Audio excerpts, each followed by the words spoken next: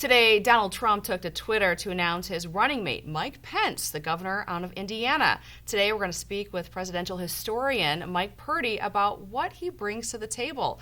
Welcome to the show. Thank you. What do you think that Mike Pence brings to the table, and why do you think that Donald Trump chose him? Well, I think Mike Pence is a safe choice for Donald Trump. Trump, of course, was faced with some other choices, Newt Gingrich or Chris Christie, both of whom would have brought a level of increased rhetoric probably to the campaign, but not safe. And what Pence brings is this comfort level for conservatives. Pence, of course, has a background in the Tea Party movement when he was in Congress, and so he is viewed as one of them. Pence, of course, endorsed Ted Cruz during the primaries and then eventually went over to Trump. So Pence brings this whole social conservative evangelical voters with him who are sometimes a little bit nervous about Donald Trump. As you mentioned, he is a safe pick, but he also has said some things that go against what Trump is saying. I'm just looking here at some tweets from a few months ago where he was against the Muslim profiling. So even though some people are saying he could unify the party, there might be an in-cabinet war already brewing. I mean, what do you think as a vice president? Do you think he's still going to speak out against Trump, at least behind closed doors? Well, that is a very good question. And what we don't know is the real dynamic, the personal dynamic between these two men. They don't have a long history together.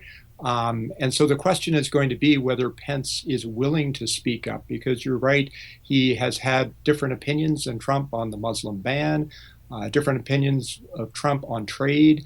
Pence voted for trade agreements when he was in Congress. And there's a number of other things where they are at loggerheads position-wise. Yeah, you did mention Pence supports the TPP. Trump is against it. How is that going to play out in the White House? And what role does a vice president play in the campaign? Well, my sense is during the campaign that Pence is going to be a Trump man, and he is going to go with what Trump says. I think that's part of what he signed up for with being the vice presidential nominee. If Trump becomes president, what will Pence's role be, and how vocal will he be? My sense is he will be vocal, but Donald Trump doesn't really take advice from anybody else other than himself generally. You know, Pence, he's unknown and not favorable to everybody in Indiana, although, you know, as a politician, you're going to attract enemies anyhow. But does he improve Trump's ticket at all? He makes it, as I said earlier, a safe choice. I don't know that he improves it. He doesn't make it worse. Had Trump picked Gingrich or Christie, it would have been worse. Gingrich told Trump at one point that Trump had a choice of picking two pirates on the ticket or picking a pirate, having a pirate and a more normal, sane person on the ticket. And I think this is the impact of Trump's campaign manager in saying to steer toward the safety more. So, you know, Pence actually has a fairly high unfavorability rating amongst the people who actually know about him. It's the lowest unfavorability rating of any vice presidential candidate since 1976. So he goes in with some huge negatives. Okay. But overall, low risk, but also a low reward. Yes, yes.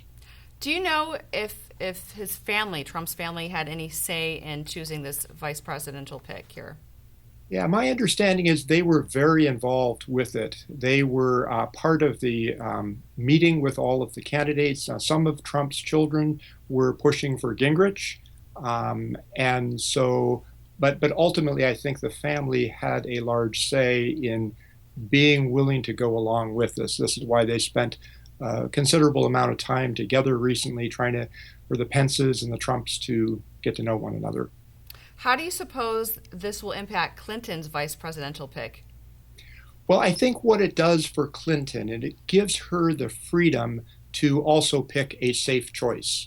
Had Trump picked somebody out of the box, somebody that we hadn't even thought of, Clinton would have been much more needing to pick somebody who also is a riskier choice. Clinton, by nature, of course, is a cautious and conservative candidate, very deliberate. And so I think this gives her the freedom. And I think her pick is going to be Tim Kaine from Virginia.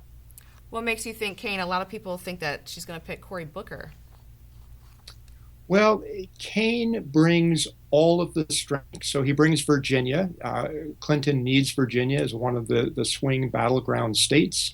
Um, he brings significant executive experience, experience in Congress. Booker, a little bit young on the scene, and could be viewed by some as a riskier choice. I think if she's going to go with anybody, she'll go with Kaine. Kaine also has the advantage that Hillary Clinton has a very good, warm, personal relationship with Kaine. And that's an important factor in picking a vice president. Now, moving ahead and looking forward to November, how will these vice president picks play a role? How much impact will they have on the actual election? Yeah, probably not much. Generally, vice presidential picks don't have that big of an impact. There have been some cases where they have, where I think John McCain lost a number of votes by picking Sarah Palin. You could go back to 1884 when you also had an Indiana politician on the vice presidential ticket, Thomas Hendricks, running with Grover Cleveland. They carried Indiana's 15 electoral votes by a little over 6,500 votes, which was helpful for Cleveland in winning, but it wasn't really the determinative factor. And I think it's interesting when you look at this election, we've got a number of Republicans who are refusing to support Donald Trump, mainly because of some of his rhetoric, some of his ethics. And that actually happened in 1884. Party regulars refused to support James Blaine, who was the Republican nominee, because of ethical concerns. They bolted the party. They were known as the Mugwumps. And what happened is, if you look at New York State, Cleveland won New York State's 36 electoral votes by just a little over 1,100 votes. And with those 36 electoral votes, he won the presidency. And so you could say that it is the Mugwumps, those who bolted the Republican Party, who were probably responsible for Cleveland's election instead of Blaine's. Well, I certainly think that those Republicans who were wary of supporting Trump may take a little bit of comfort knowing that Mike Pence could be that vice president there. So I think so. Mike, thanks so much. The presidential historian, thanks so much for joining us today. Thank you.